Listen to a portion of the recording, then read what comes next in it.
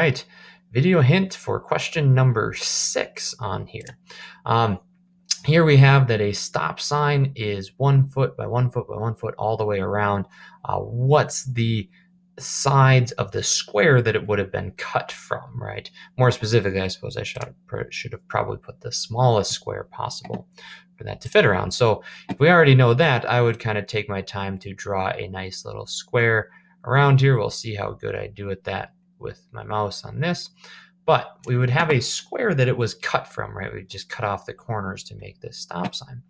Now, one thing we could notice is since this is an octagon, right, everything kind of has to be the same in these corners. In fact, these two sides have to be the same length, meaning this is an isosceles right triangle if it's coming from a square, meaning we could figure out what these two angles are, right? In fact, it's got to be.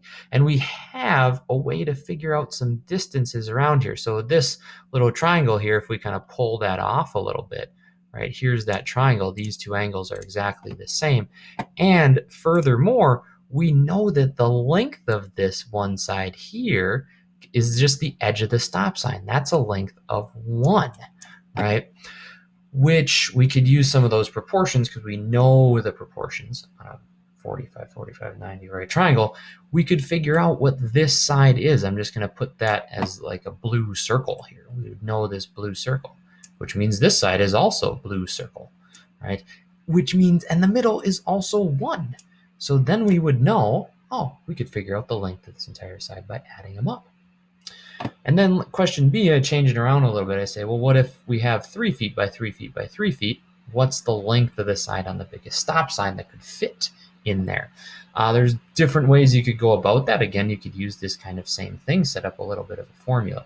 In fact, I'll give you a bonus point if you leave that in exact form.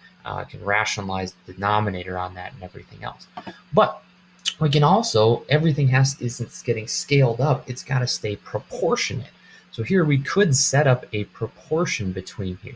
We have this top side, right? Whatever answer you got there, so I'm just going to call that answer, right? Whatever answer you have compared to our new one of 3, right, has to be equal to our old stuff, right?